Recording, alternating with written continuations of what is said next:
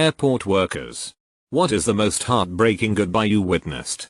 My family is based in the Philippines, but my dad was British and he had to go home because of his cancer. My sister was denied a passport citizenship by the UK, so she needed a visa with my mom. I didn't need one.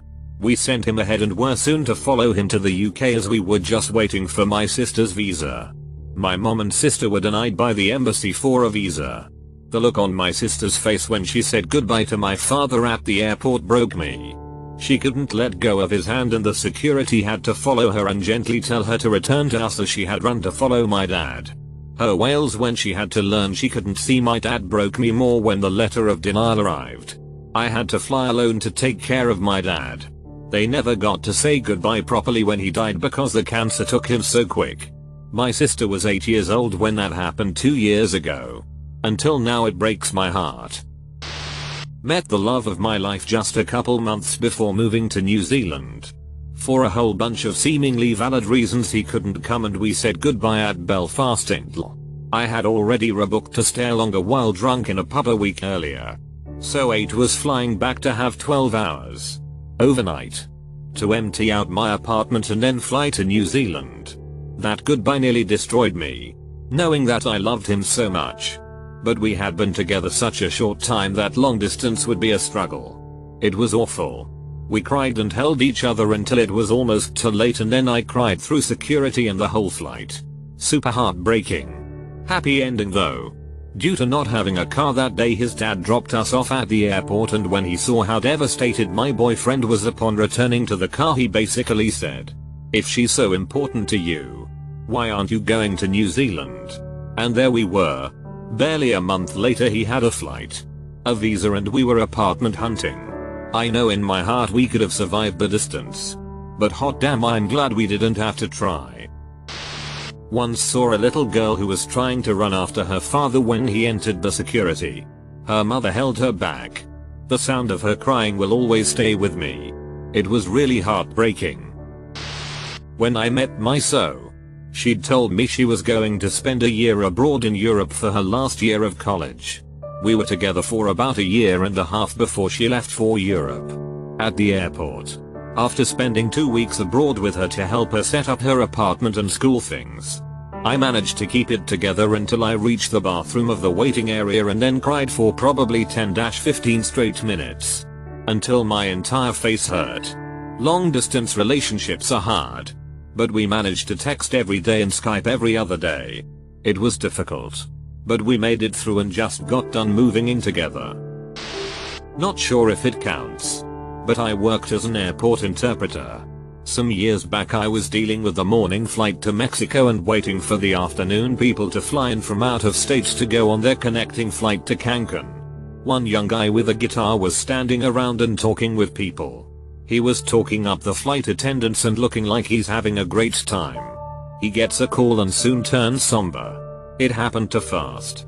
As his flight is boarding to Mexico, he comes up to the front desk to tell us he has to cancel his flight and go back home. His dad had been killed in a car crash. We all felt so horrible for him. He turned around and went home to grieve. This wasn't the only time something like this happened. We had a flight that was cancelled due to technical difficulties and a guy was on his way to Mexico to bury his dad. The funeral was that night and he was desperate to make it. His somber face is something I can't forget. There was also the ladies I met who were going to Mexico because their kids had gotten married and were honeymooning in Mexico City. The son of one died in a shootout in a nightclub. And the daughter of the other got shot but was in stable condition. They were going to claim a body and to make sure the daughter was taken care of. I saw a soldier saying goodbye to his newborn child. That kinda effed me up a little. I had to look away. I met the love of my life and only got to spend 3 days with her before she got on a plane back to Japan where she was living at the time. It would be 6 months until I saw her again.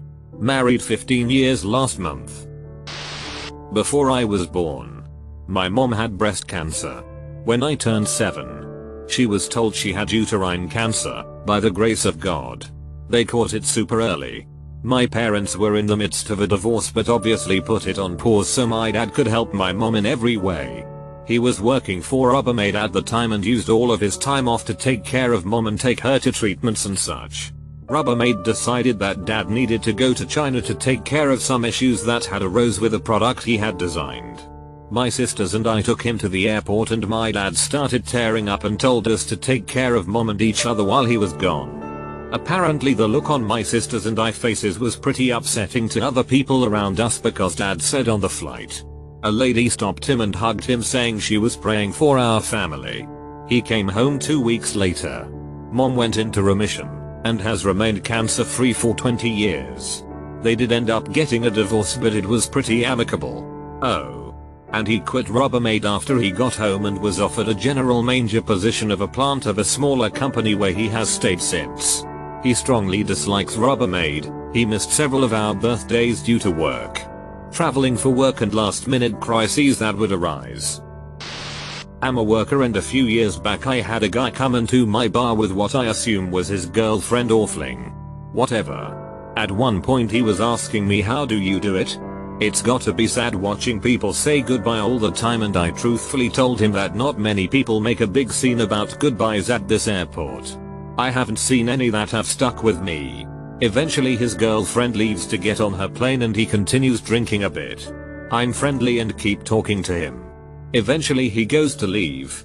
But not after writing a laughably long note on the receipt about how that was a married woman that he sleeps with whenever she's in town and she's going to tell her husband she wants a divorce, but then finish the note with, and I quote, "If you ever want your pretty CK sucked, give me a call." To this day, that is the most memorable goodbye I've seen, and I don't even remember him saying goodbye to the woman. Just that there was a goodbye. Not a worker, but me saying goodbye to my 7-year-old daughter as I left for a 10-month deployment. I deployed fairly often in our marriage, and when the kids were little, those were somewhat easy. The wife understood and the kids were so young they got through it fairly easy. This deployment was right after our family spent 18 months living in an RV while I was in grad school and spending every moment together on the California coast, hiking up and down miles and miles of trails. My daughter and I had grown particularly close. I taught her to read. I walked her to school each day. We spent evening on the beach and rainy days coloring together or watching Doctor Who. The trip in question, that really hurt, was virtually a no-notice trip. One moment we are back in North Carolina on another camping trip, and 2 weeks later, I am leaving for 10+ months. This was the first time she understood, albeit in a limited way, some of the dangers associated with the trip and the length of time. I will always remember her soul-wrenching sobbing as I left. As a follow-up, I helped her over the trip by writing her and her sister and her mother daily. I even got access to several dozen children's books and read them to her on a DVD, and then sent them to her as a package weekly. Even though she is now turning 16, I occasionally see her looking through them from time to time. Not an airport worker. When I was 19, my twin brother was moving to Canada for his last year of university, and my dad and I saw him off at the airport.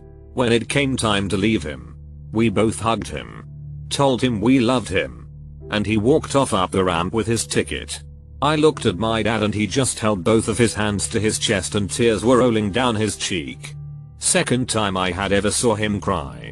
My brother stayed for 2 years in the end before coming home. Sadly, the year after he came back, my dad passed away suddenly. That day at the airport was 15 years ago now, and I'll never forget the look on my dad's face. How much he loved us. Letting him go and be free, even though it hurt him so much. Not a worker, but the most heartbreaking airport goodbye I had was after visiting my girlfriend in England for the first time. She is British. I'm Canadian, and we met online through a mutual friend and immediately clicked.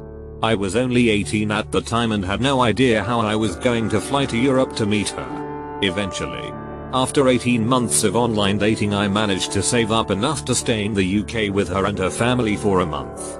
It was one of the most amazing things I've ever done. Visiting London and seeing the sights was incredible, and first meeting her in the airport was such a relief.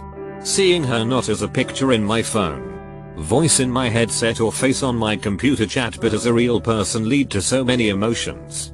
We did everything together and were inseparable, and her family loved me just like I loved them. They were so great to me and I'll never thank them enough.